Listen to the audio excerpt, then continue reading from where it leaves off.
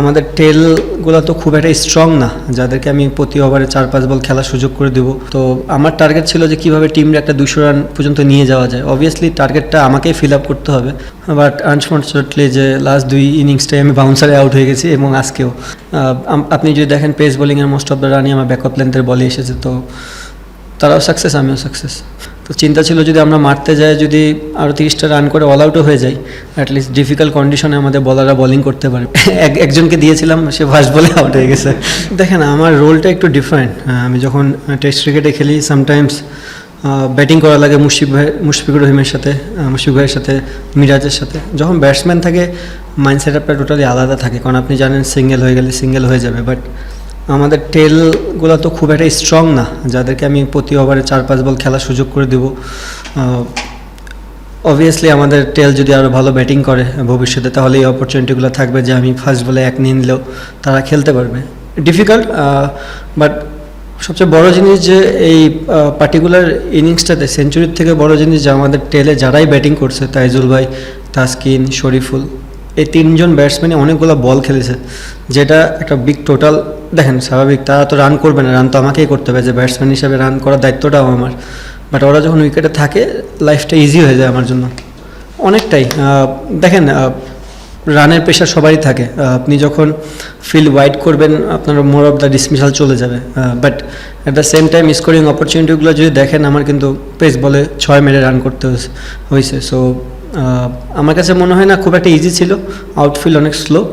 আর লাকিনেসের কথা তো ক্রিকেটে তো সবসময় আপনার যে আপনি 100-এ 100 থাকবেন জিনিসটা তেমন না, বাট যা পার্টিকুলার ডে থাকবে সে একটু লাক ফেভার পেলে এটা আরও কাজে লাগায় মানুষ। দুটো জিনিস হতে পারে।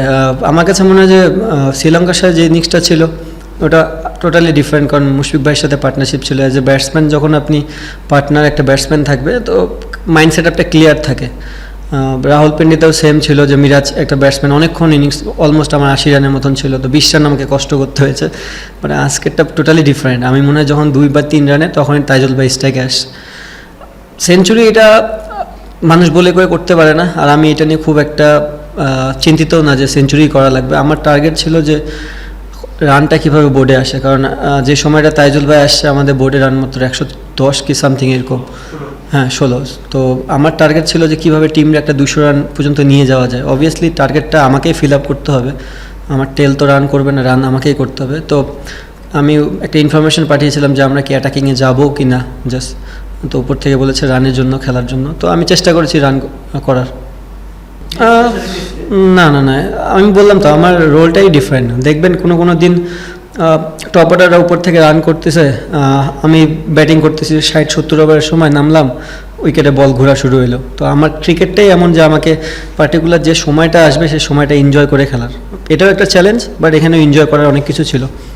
হ্যাঁ, আমার কাছে মনে হয়েছে আমি যখন উইকেটে নামি তখন উইকেটটা খুব একটা ইজি ছিল না, বাট যত সময় গেছে উইকেটটা ব্যাটিংয়ের জন্য ভালো হওয়া শুরু হয়েছে আস্তে আস্তে। অল আউট করে দিতে পারতো কিনা এটা তো বলা খুব মুশকিল, তারাও খেলতে আসছে। বাট যে কন্ডিশন ছিল যে কোনো টিমই বোলিং নিত। দেখেন আমরা সর্বোচ্চ চেষ্টা করব, বলারদের দায়িত্বটা অনেক বেশি। একটা প্লাস পয়েন্ট হচ্ছে যে আউটফিল্ডটা খুবই স্লো, বল অনেক জোরে মারা লাগে বাউন্ডারি হওয়ার জন্য, এটা একটা পজিটিভ সাইন। বাট বলারদের দায়িত্ব নিতে হবে, কারণ সকালে যে উইকেট ছিল শেষ হাফে যায় উইকেটটা আরও বেটার হয়ে গেছে, তো বলারদের অ্যাকুরেসি আরও ভালো হওয়া উচিত। বাউন্সার নিয়ে আমি মনে করি এটা একটা স্কোরিং অপরচুনিটি আমার জন্য, বাট আনফর্চুনেটলি যে লাস্ট 2 ইনিংসটাই আমি বাউন্সারে আউট হয়ে গেছি এবং আজকেও।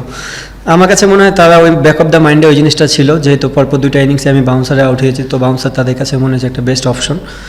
বাট আমি অনেক এনজয় করেছি বাউন্সার। না, আমার কাছে মনে হয় ওভারঅল দিন শেষে খুবই ভালো, কারণ দেখেন টসটা অনেক বড় একটা ফ্যাক্ট ছিল আজকের দিনের জন্য।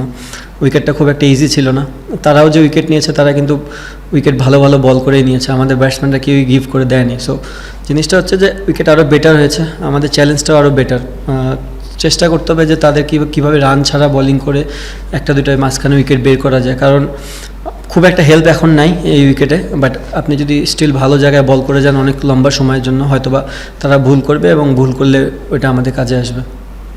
দেখেন এটা বলে তো বোঝানো যাবে না। হ্যাঁ, ওই সময়টা খেলতেছিলাম, আমার কাছে মনে হচ্ছিলো যে আমার 4টা করে বল খেলতে হবে, 1-2টা বল আমার ট্যালেন্টারকে দিতে হবে। জাস্ট মাথায় ওই জিনিসটাই ছিল যে যত বল আমি খেলবো, আর এগেন আমি বুঝতেছিলাম যে সামনে বলটা আমার জন্য রান করাটা কষ্টকর, তো আমিও চাচ্ছিলাম তারা ব্যাকআপ লাইনটা বল করুক যেটা আমি স্কোরিং অপরচুনিটি করতে পারি, এবং ওরা করেছে। আপনি যদি দেখেন পেস বোলিংয়ের মোস্ট অফ দ্য রানই আমার ব্যাকআপ লাইনদের বলে এসেছে, তো তারাও সাকসেস আমিও সাকসেস।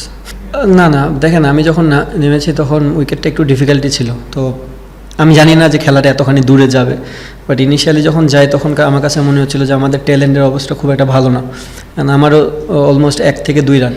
তো চিন্তা ছিল যদি আমরা মারতে যাই, যদি আরও 30টা রান করে অল আউটও হয়ে যাই, অ্যাটলিস্ট ডিফিকাল্ট কন্ডিশনে আমাদের বলাররা বোলিং করতে পারবে, এই মাইন্ড সেট আপ নিয়ে আমি ইনফরমেশনটা পাঠিয়েছিলাম। But at the same time তাদেরও ফিডব্যাক ছিল যে ঠিক আছে অ্যাটাকিং ক্রিকেট খেলো।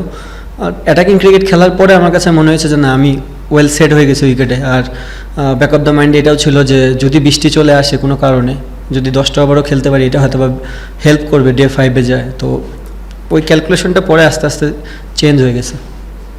ভরসা দিতে পারি না, দেখেন আমি বললাম আমার রোলটা ডিফারেন্ট। আমি আজকের খেলাটাই অন্যরকম ছিল, আবার অন্য দিন দেখা যাচ্ছে যায় নতুন বলে আমাকে ফেস করতে হতে পারে। তো আমি সব কিছুর জন্য প্রিপেয়ার্ড থাকি, এবং বিশেষ করে এই ফরম্যাটটাতে চেষ্টা করি কীভাবে টিমরে হেল্প করা যায়। আমার মনে হয় যে লাস্ট কিছুদিন যাবত যাই খেলতেছি না কেন সেটা টিমের হেল্প হচ্ছে। আমি অনেক টেনশনে ছিলাম, বিশেষ করে যখন শরীফুলে পায়ে লাগছে আর কি। আমি ওটা বারবার বলতেছিলাম যে সামনে খেলার জন্য, কারণ ও তো অনেক টল, সো ব্যাকআপ লেনতে গেলেই বলটা পায়ে লাগার চান্স বেশি। বাট ও খুবই ভালো সাপোর্ট দিয়েছে। দেখেন চেষ্টা তো আমরা ফুল করব যে রানটাই আমরা দিয়েছি সেখান থেকে যেন লিড পাই। বাট ক্রিকেট আপনিও জানেন যে সিলেট উইকেটটা অনেকটা ব্যাটিং ফ্রেন্ডলি হয়ে যায়। কন্ডিশনটা যদি এমন না হতো হয়তো বা প্রথম দিন থেকে ব্যাটিং ফ্রেন্ডলি হতো। বাট এখন দেখা যাক সকালবেলা যদি আবার ওয়েদারটা একটু মেঘলা থাকে, আমরা যদি আবার বোলিং করি, সো ওই 10টা ওভার ভেরি ইম্পর্টেন্ট। ওখান থেকে যদি 1-2টা উইকেট নিতে পারি তারাও ব্যাকফুটে পড়বে। তো মেন জিনিস হচ্ছে বলারদের লম্বা টাইম ধরে বল করতে হবে এবং ভালো জায়গায় বল করতে হবে, যেন এই লিডটাও যদি ওরাও পায়, বাট এটা যেন সময় নিয়ে পায়। হ্যাঁ, ওই যে আমি বললাম যে আমার ট্যালেন্টগুলো তো এতটা ভালো না যে আমি কনফিডেন্স সহকারে দিতে পারবো 6 বলের জন্য। সো একজনকে দিয়েছিলাম, সে ফার্স্ট বলে আউট হয়ে গেছে। সো ওর পরে আমি আরও নিজে সতর্ক হয়ে গেছি যে খেলা আমারই লাগবে, যত কম দেওয়া যায় কি 1-2 বল।